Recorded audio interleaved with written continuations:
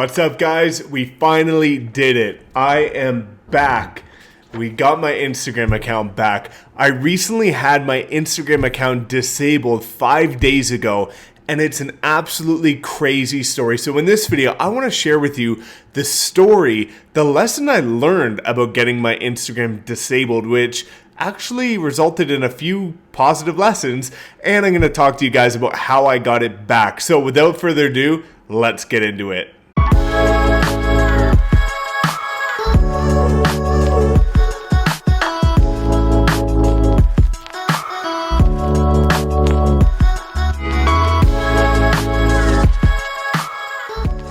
What's up, everybody? My name is Mike Sherrard. Thank you so much for tuning in as always, and if you're new, welcome to my channel. This is going to be a bit of a different video. I usually talk about entrepreneurial tips, real estate, things like that, but a lot of my business is about personal branding and social media and how to leverage it for your business.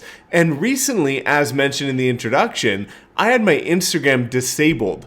And it's quite a crazy story on why that happened, and I'm here to share it with you. I'm rocking my Arte Syndicate hat, the coaching program I'm in with Andy Frizzell and Ed Milet, but I want to talk to you about this. So if you guys have been following me on Instagram, and if you haven't, please make sure you go do, it's at Mike_Sherrard.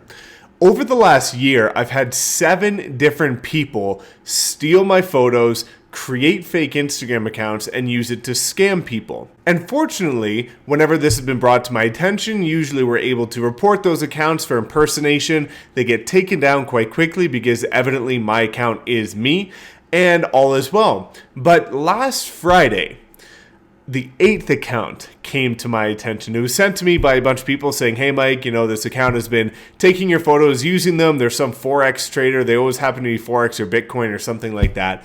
And you should be aware of it. So again, as per usual, we decided to report the account.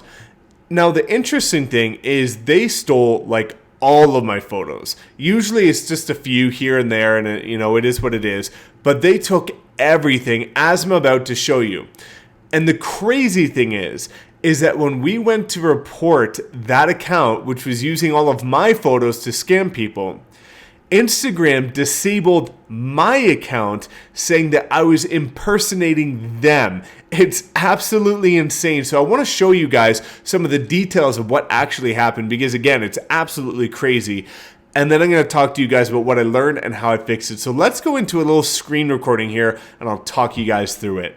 All right, guys, so this is a little clip here where I send this to my contacts. Now, I'm going to keep my contacts at Facebook and Instagram private just for security reasons, but this is a folder that I have on my computer showing all of the fake accounts, well, some of them at least, that have been stealing my photos over the course of 2019. It's become quite a thing for whatever reason, always seeming to be Forex traders or Bitcoin. We have Mike Miners over here. He stole, you can see a photo here of my purple BMW outside of a listing of mine. And you can see they're using a lot of my photos. Scott Bryan, again, using photos of me. And then this was the scam account that ended up stealing the majority of my photos. And you can see here, it's all of the photos. And ironically, what you're going to see later is they had this, kind of scammy looking bio. And then they ended up switching it right after I reported to something that looked a little more trustworthy. But you can actually see they, amassed a pretty decent following here, which is pretty crazy using all of my photos.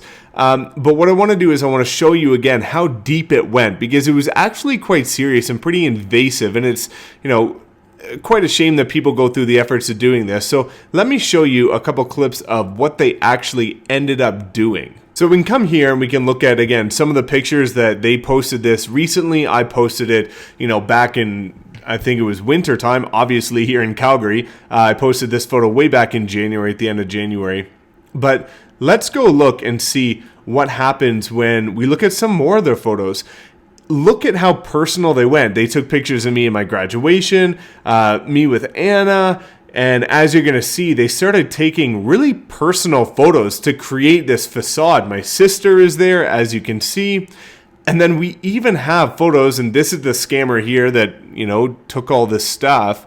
But what you're going to see is they even took photos of me with my family. So it's really invasive. And, quite honestly, it's absolutely shocking that they did something like this. But this does happen. You can see here on the screen, me with my parents and my sister when they visited this summer. So this went on for quite some time. And it's quite a shame that people do this. But now what I want to do is I want to talk to you guys about the crazy lengths that I went to in order to get my account revived. And then I'll talk to you guys about the lesson. So let's jump back on camera and have a little chat. All right, guys, so that was pretty crazy to see the lengths they went to steal all of my photos, including personal stuff like my sister, my mom, my dad, and my girlfriend, and, so much content that should not be used for scamming people. But it is what it is. So anyways, after I got the notification that my account was disabled for impersonation of that account, you can go through the steps that Instagram provides, which is you have to provide your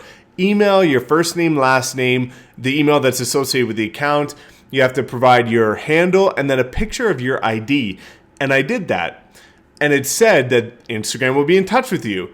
But that never happened. And I looked online and watched a couple other YouTube videos, and people were saying you should do this 3 to 5 times per day, every single day. And what a lot of people were saying is the fact that sometimes people are getting their accounts back after 3 days. Some people are getting their accounts back after 3 months. Some people never get it back. So for me, that was quite stressful because, as you guys may or may not know, this is a large part of my online personal brand and a way that I like to connect with my audience, as well as sharing videos and content that helps other people. So I really leverage this for the good.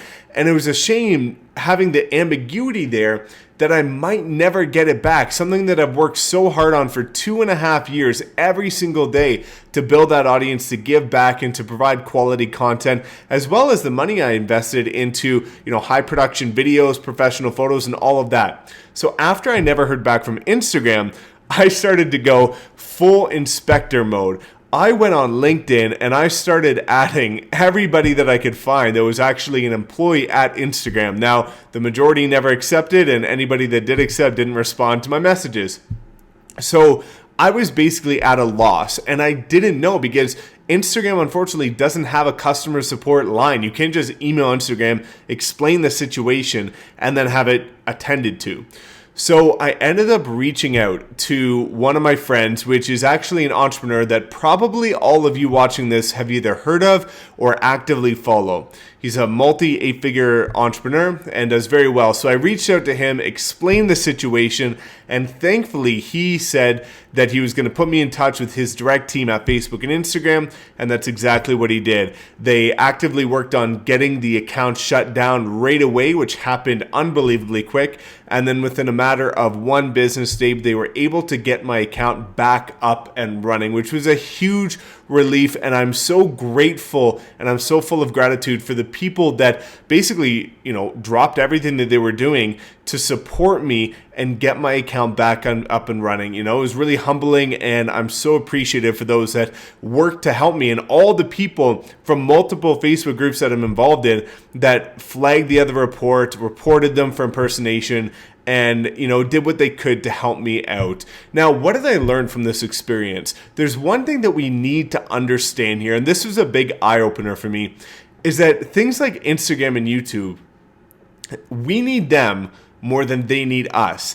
They don't have customer support contact lines because at the end of the day, these businesses are making millions of dollars per day, and they really don't need us. So if my account happens to just disappear tomorrow, it's nothing to them.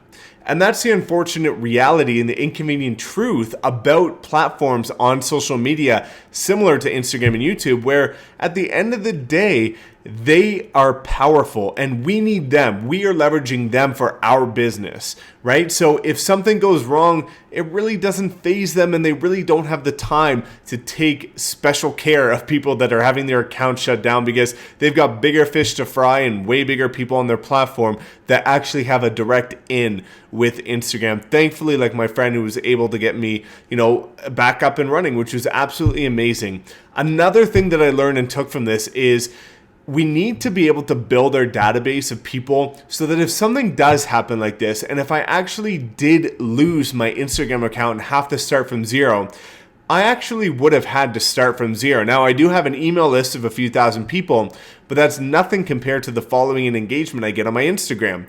And that's really humbling to think about, in the sense that next time, or if something ever happens again, I personally, and likely the majority of you, need to be more mindful of how we communicate with our audiences and making sure that we have them on a text plan, or we have them on an email list, or we've created some sort of connection with them so that regardless of what happens with algorithms, platforms, social media, anything like that, we will have a way to stay in touch with our audience. Because at the end of the day, we work so hard. I have worked 2.5 years every single day building up my audience and my content on that page. And if it all went away, that would have honestly been quite a waste of time for me, because a lot of people aren't just going to go follow a brand new account. It took time to build the like, know, and trust factor with them.